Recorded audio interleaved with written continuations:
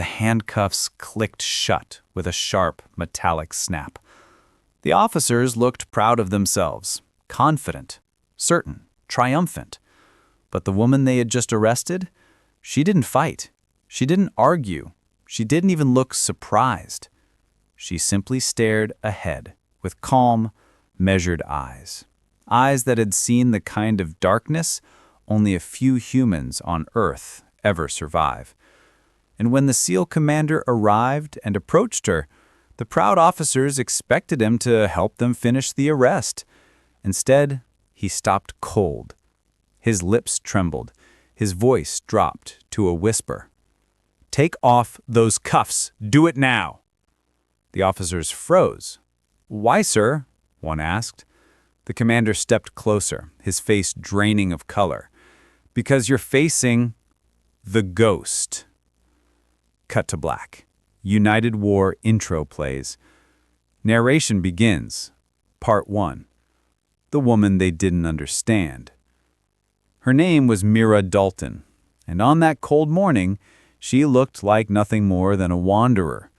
Combat boots dusty, a dark hoodie pulled low, a duffel bag slung over one shoulder. She walked with a steady confidence, but the local sheriff's deputies only saw one thing. A woman wearing a Navy SEAL unit patch on her sleeve, a patch she believed she had no right to wear. In their eyes, she was just another wannabe vet, someone pretending to be something she wasn't, someone worth humiliating. But the story was far more complicated, far more dangerous, far more classified. The small town that didn't know better. It happened in a small coastal town, the kind of place where rumors traveled faster than the wind, and strangers were watched with suspicion. Mira had barely stepped into the corner store before the whispers began. A cashier pointed, a customer muttered, a man in hunting gear scoffed loudly. "She thinks she's a SEAL. Cute." Mira ignored them. She always ignored them. Recognition was never her goal. Survival was. But then someone made a call. A wrong call. A dangerous one. The arrival of the deputies. 2 sheriff's cruisers pulled up at once, tires crunching on gravel. Customers stepped outside to watch the show. Deputies approached in a pack, hands on holsters, chests puffed out, voices raised to impress the onlookers. "Ma'am, that insignia is protected. Remove it now or face arrest." Mira didn't respond. She just paid for a bottle of water and stepped toward the exit. That was enough to trigger them. "Grab her," one deputy ordered. 2 of them rushed forward. The entire store watched as they pinned her arms behind her back, forcing her to the ground. Still, Mira didn't fight. She simply stared ahead with calm, measured eyes, eyes that had seen the kind of darkness only a few humans on Earth ever survive. And when the SEAL commander arrived and approached her, the proud officers expected him to help them finish the arrest. Instead, he stopped cold. His lips trembled. His voice dropped to a whisper. "Take off those cuffs. Do it now." The officers froze. "Why, sir?" one asked. The commander stepped closer, his face draining of color. "Because you're facing the ghost." Cut to black. United War intro plays. Narration begins. Part 1. The woman they didn't understand. Her name was Mira Dalton, and on that cold morning, she looked like nothing more than a wanderer. Combat boots dusty, a dark hoodie pulled low, a duffel bag slung over one shoulder. She walked with a steady confidence, but the local sheriff's deputies only saw one thing. A woman wearing a Navy SEAL unit patch on her sleeve, a patch she believed she had no right to wear. In their eyes, she was just another wannabe vet, someone pretending to be something she wasn't, someone worth humiliating. But the story was far more complicated, far more dangerous, far more classified. The small town that didn't know better. It happened in a small coastal town, the kind of place where rumors traveled faster than the wind, and strangers were watched with suspicion. Mira had barely stepped into the corner store before the whispers began. A cashier pointed, a customer muttered. A man in hunting gear scoffed loudly. She thinks she's a seal. Cute. Mira ignored them. She always ignored them. Recognition was never her goal. Survival was. But then someone made a call. A wrong call. A dangerous one. The arrival of the deputies.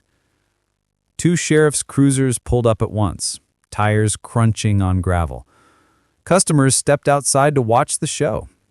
Deputies approached in a pack, hands on holsters, chests puffed out, voices raised to impress the onlookers. "Ma'am, that insignia is protected. Remove it now or face arrest." Mira didn't respond. She just paid for a bottle of water and stepped toward the exit. That was enough to trigger them. "Grab her," one deputy ordered. 2 of them rushed forward. The entire store watched as they pinned her arms behind her back, forcing her to the ground. Still, Mira didn't fight. She simply stared ahead with calm, measured eyes, eyes that had seen the kind of darkness only a few humans on Earth ever survive. And when the SEAL commander arrived and approached her, the proud officers expected him to help them finish the arrest. Instead, he stopped cold. His lips trembled. His voice dropped to a whisper. "Take off those cuffs. Do it now." The officers froze. "Why, sir?" one asked. The commander stepped closer, his face draining of color. "Because you're facing the ghost." Cut to black. United War intro plays. Narration begins. Part 1. The woman they didn't understand. Her name was Mira Dalton, and on that cold morning, she looked like nothing more than a wanderer. Combat boots dusty, a dark hoodie pulled low, a duffel bag slung over one shoulder.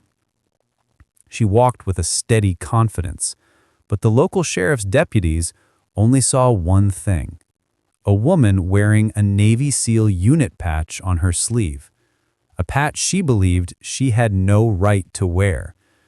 In their eyes, she was just another wannabe vet, someone pretending to be something she wasn't, someone worth humiliating. But the story was far more complicated, far more dangerous, far more classified. The officers froze. The commander stepped closer, almost trembling. "You arrested her?" Then he whispered the words that shattered the room. The deputies stood frozen, unsure whether to laugh, apologize, or defend themselves. Commander Riker Vaughn stared at Mira Dalton with a mixture of disbelief and something close to fear. Not fear of her, but fear for anyone who dared to stand against her. He moved toward Mira slowly, like a man approaching a sleeping tiger. His voice trembled as he spoke. "Get those cuffs off. Now." The deputies hesitated. One tried to joke. "Sir, she's just another fake." Riker snapped. "Do it!" The room went silent. Keys jingled. The metal cuffs fell away from her wrists and clattered onto the table like evidence of their ignorance. Mira didn't rub her wrists. She didn't stand. She didn't look at the deputies. She just watched Riker with unreadable eyes. 2. The deputies demand answers. Once freed, Mira stretched her hands gently, her movements precise and controlled, a habit ingrained by years of training far beyond standard protocol. Deputy Harris stepped forward, still confused. "Commander, with all due respect, who is she?" Riker turned slowly, as if the very question insulted common sense. You arrested the most classified operator in the history of naval special warfare. The deputies blinked. Most classified what? Riker's jaw tightened. This woman has no official rank, no record, no identity, not in any database you can access. But the missions she's done kept half this country alive. Mira looked away as if the words made her uncomfortable. Riker continued. You call her a fake? Her name is a warning. Among those who know, she's called the Ghost. The legend they never heard of. A cold shiver went through the room. Deputy Morales swallowed hard. The Ghost? As in the rumor? Riker nodded. The one who completed 7 black missions, impossible for entire platoons, the one who infiltrated cartel strongholds alone, the one who extracted a kidnapped ambassador without firing a shot, the one the Pentagon denies exists. He turned toward the deputy slowly. The one who walks into shadows and returns without leaving a footprint. The deputy stared at Mira in disbelief. The same woman they shoved into the dirt, mocked, humiliated, was the same woman elite soldiers whispered about in dark rooms. Mira's silence speaks more than words. Mira didn't acknowledge any of it. Her eyes stayed on the wall, not out of arrogance, but out of instinct. People like her don't brag. People like her don't seek attention. People like her don't wear medals or uniforms. They carry ghosts, and sometimes they are ghosts. Riker approached her slowly. Mira, why are you here? This isn't your terrain. Her voice, when she finally spoke, was soft but sharp enough to cut glass. I'm tracking someone. Someone dangerous. Riker stiffened. From the old unit? She nodded once. The deputies watched the exchange like students overhearing their teachers discuss monsters. The incident that changed everything. Riker exhaled heavily and turned to the deputies. You didn't just arrest a veteran. You interfered with an ongoing black operation. Their faces drained of color. We didn't know? Riker cut him off. That's the point. You weren't supposed to. Mira stood at last, her posture straight and still as a statue. No aggression, no tension, just readiness. Her presence alone changed the atmosphere in the building. Riker lowered his voice. Mira, who is it? Who are you tracking? She looked directly into his eyes. A man who was never supposed to breathe free air again. Riker froze. His lips parted slightly. The warden? Mira nodded. The deputies exchanged looks of confusion, but Riker staggered backward like he'd seen a ghost of his own. He's alive? Mira's eyes hardened. He's here. The deputy realized the danger. Deputy Harris stuttered. Commander, who is the warden? Riker stared at the floor, choosing his words carefully. He was once the most brilliant interrogator in special operations, until he went rogue, until he lost control, until he turned missions into torture chambers. He looked slowly at Mira. She was the one who put him down. A long silence followed. The deputies began to understand that they had not just arrested the wrong person. They had endangered everyone. Mira slung her duffel bag over her shoulder. I need to move before he does. The commander steps in. Riker moved in front of her. You're not going alone. Mira's tone hardened. I always go alone. Riker shook his head. Not this time. If the warden is alive, you're both targets. And if you're here, he's already close. Mira's eyes flickered. Just for a second. the first crack in her otherwise unbreakable calm.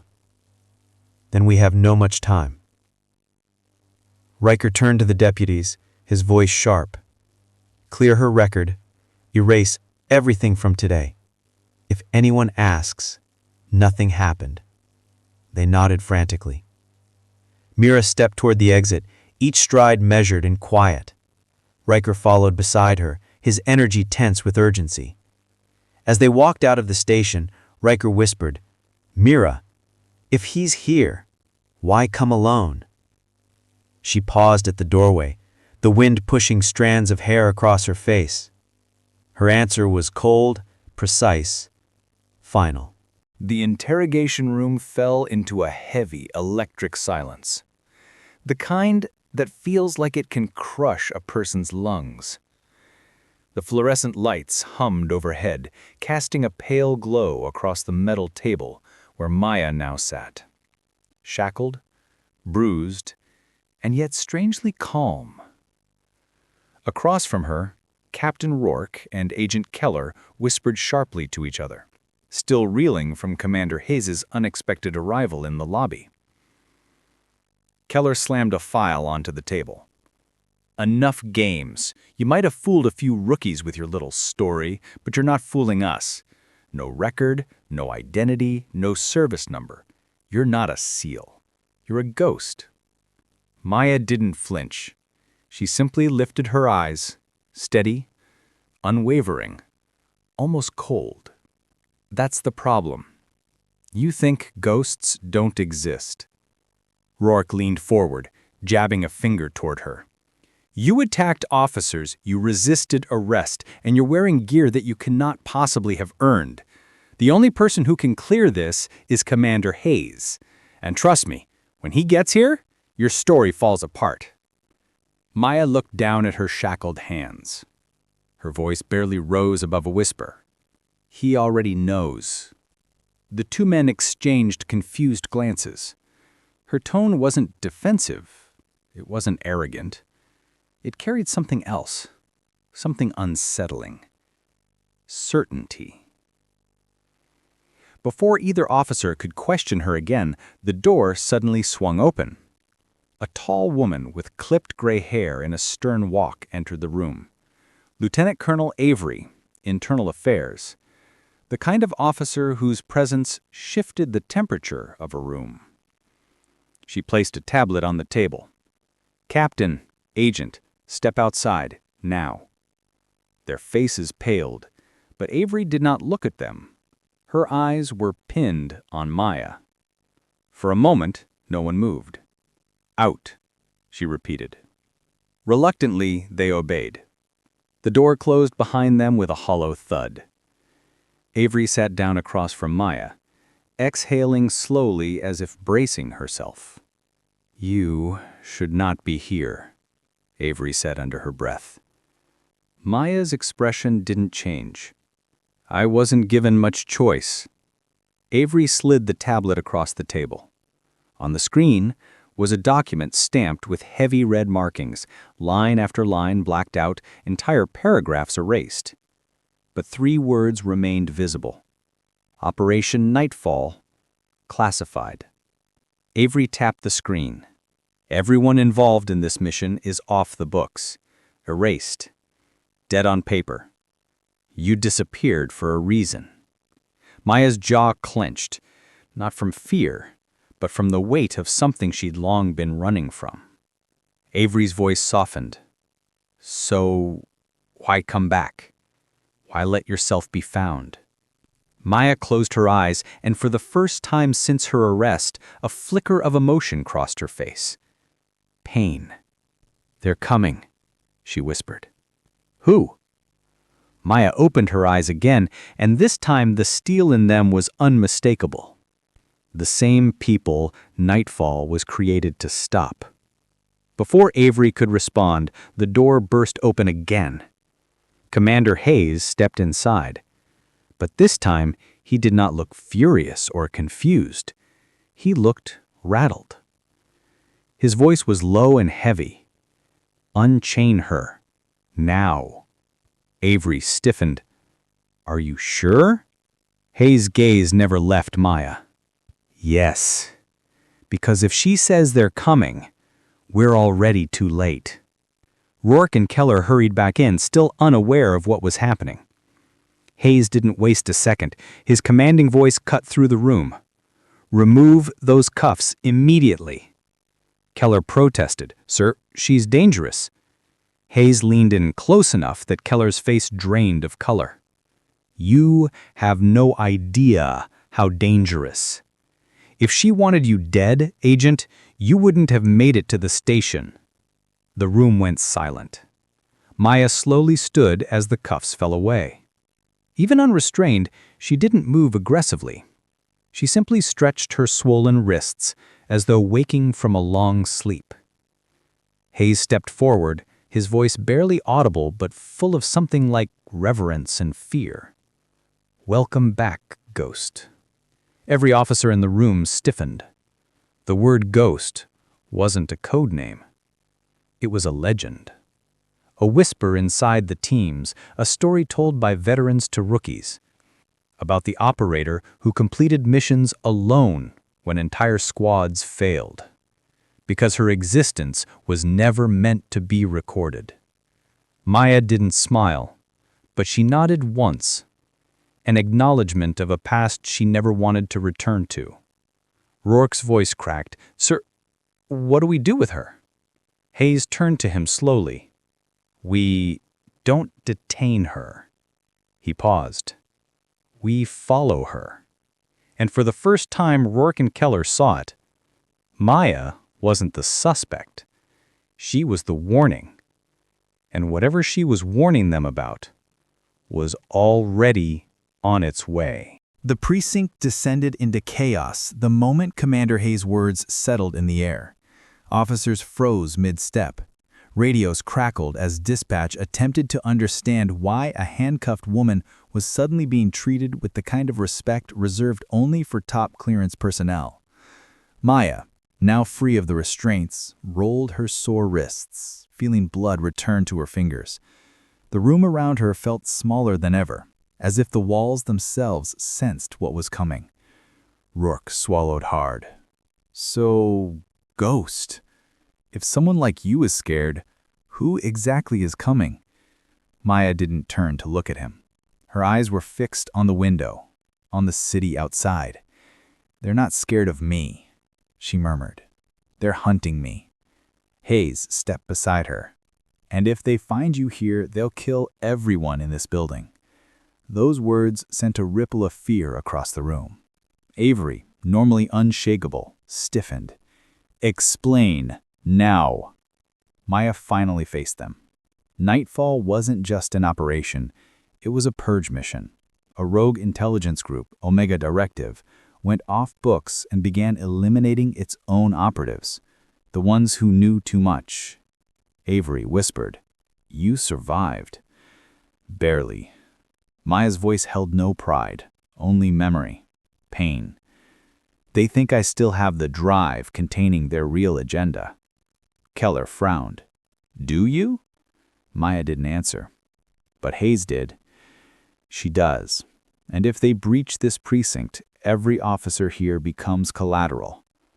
A deafening boom shook the room. Dust rained from the ceiling. Officers scrambled. Someone shouted, Explosion at the west entrance! Maya's face turned grim.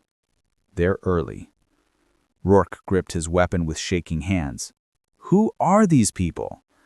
Before anyone could respond, the PA system screeched with static. Then a distorted voice. Maya Grant, surrender yourself. No one else needs to die. Keller looked like he'd seen a ghost. They know her real name. They've been tracking her the whole time. Hayes slammed a new magazine into his pistol. Everyone gear up. Move civilians to the basement and lock down the exits. Avery turned to Maya. What do you need? Maya inhaled deeply.